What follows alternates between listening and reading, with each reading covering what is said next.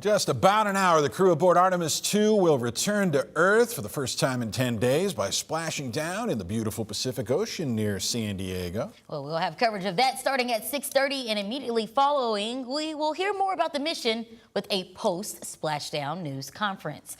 But before we get there, we have plenty to catch you up on. Hello, and thanks for joining us tonight at 6. I'm Jurnee Taylor. And I am Hoyt. We're going to start tonight with the Weather Impact Team tracking some much-needed rain in the forecast. Let's bring in Chief Meteorologist Tom Brannan. Tom, what do we need to know headed into this weekend? Well, I tell you what, most of the weekend is going to be dry and very warm. We got a little rain tonight and chance of shower Sunday. The ball game tonight at Ray Winder. I said Ray Winder Field. I said Ray Winder. Dickey Stevens Park. Had Ray Winder on the mind. How about that for like the first 100 years of the Tram's existence? First pitch forecast tonight. Beautiful for baseball, 78s. There are a few high-level clouds out and about. We'll take a look at that outside vantage point.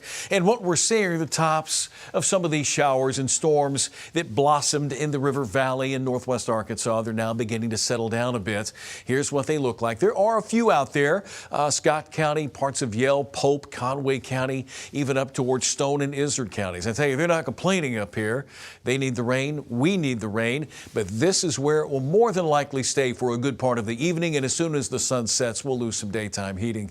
How about temperatures? We're still at 81 in Little Rock, 83 Texarkana. But the clouds and the rain have kept those numbers in the 60s over the north and northwest. Weekend outlook, again, I mentioned 85. Gorgeous Saturday with warm conditions. And then on Sunday, we'll have a chance for some storms in western Arkansas. This is late in the day. And the high temperature reading reaching 84 degrees. We'll try to find a little more rain for you next week. Right now, we're going to send things back to Hoyt and Jurnee. All right, Tom, thanks. All new here at 6. Multiple teens have now been arrested following that on-court brawl that broke out last month after a playoff basketball game at Poen High School between Barton and England. A statement from the Grant County Sheriff's Office says they expect other juveniles and adults to face charges from the incident as they continue to investigate. But right now, they have identified these three. This is 19-year-old Aiden Scribner, 18-year-old Landon Woods, and 18-year-old Charles Chatton. All three are adult students at England High. The second largest outlay in the governor's budget proposal is going to be for the state education department. A great deal of focus there is on the $309 million requested to fund private and homeschool vouchers, the education freedom accounts.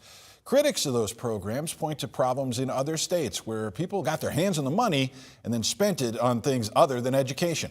I asked Sarah Huckabee Sanders today whether she envisions any guardrails going up to keep that from happening here. Certainly we're utilizing technology and working with the department to make sure as best we can every single dollar is being invested correctly in students, whether that is through education freedom, whether that's in money that's going to individual districts through our public education, our charter school system. That's something we do with every dollar that goes out the door, is try to work as best we can to make sure that at the end of the day, the student is the one benefiting from that money being spent. Now, I followed up to ask if she envisioned any limits or caps going on those EFAs, as a couple of bills in the legislature have proposed. They wouldn't have much of a chance if they made it to her desk. We're going to hear more from that interview later tonight on the Late News. Concerns are swirling around teacher resignations and potential budget cuts within North Little Rock School District. And tonight, district leaders say those claims are not entirely accurate. THV 11's Tanya Motorzitsky brings us more on where the district stands. North Little Rock School District Superintendent Dr. Gregory Polowski is not shying away from the district's current F rating. It's true. We are currently, but we're not going to be in the future. He says the district is moving in the right direction and that ongoing discussions, some as recent as last night, have focused on saving money to better compensate teachers and staff beyond merit-based pay under the LEARNS Act. And one of the things that we want to be able to focus on with our compensation. Teachers say their pay is not competitive compared to other districts and say there is not any raises in the horizon. While he says the district is not struggling financially, he acknowledges that the additional has to come from somewhere. He says the district explored several cost-saving measures, including outsourcing custodial work, cutting back on certain expenses, and changing the bell schedule, reducing teachers' planning hours from 400 hours a week to 200. That I do have some concerns about our tested area and the number of students that are not proficient, because there's a direct correlation between planning and delivering of high quality instruction. He adds the school board does not want to move forward with any cuts or changes at this time. So for now, those discussions remain ideas and not plans. In North Little Rock, Tanya Motorzitsky, THV 11 News.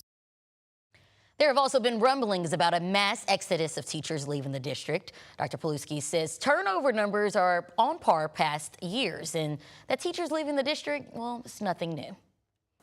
Staying in North Little Rock, where the Arkansas Department of Public Safety hosted a topping out ceremony this afternoon, marking a major construction milestone for the new State Crime Lab. The expanded state-of-the-art facility will give investigators more space, faster workflows, and room for new technology, from DNA testing to toxicology and digital forensics.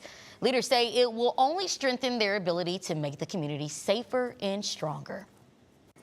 As we place this beam, we honor the past, celebrate the present, and look forward to a future strengthened by science, integrity, and innovation.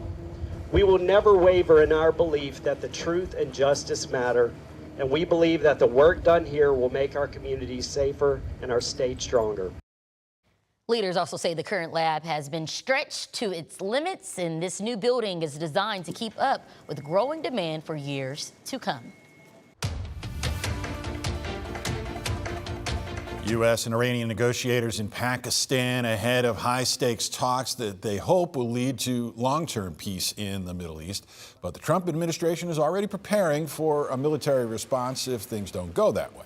President Trump took to social media to say that the Iranians don't seem to realize they have no cards other than short-term extortion of the world by using international waterways, as traffic through the Strait of Hormuz remains restricted.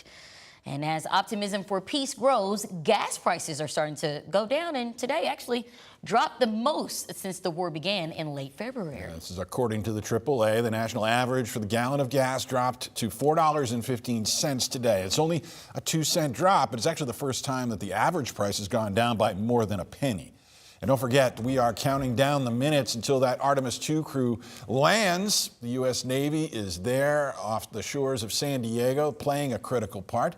They are already in position out at sea with a couple hundred sailors and more than 100 NASA employees on board those ships. They're set with mobile dive teams who will open the capsule, get them on the floating raft, and then helicopters will take them to the ship for medical care. NASA says the capsule is expected to splash down in the ocean about 50 miles offshore. Again, we'll have coverage of that coming up right here at 6:30. But still to come here at 6, we are continuing our Red, White, and You series by introducing you to neighbors up in Benton County who came together to restore a symbol of history. For those of you planting this weekend, everyone that lives in the green area, that includes Rowley-Hoytville, Garland County, all the way up to Van Buren and Independence County, plant away. We're not expecting any dangerous weather between now and April the 15th. And typically April 15th is when we say plant, right? Give it a go this weekend. Back with the rest of your weekend outlook after this. Plus, it's already that time again. You heard from the man right there. THV 11/7, where Cereal Drive is making its return. When and where you can help make a difference when we come back.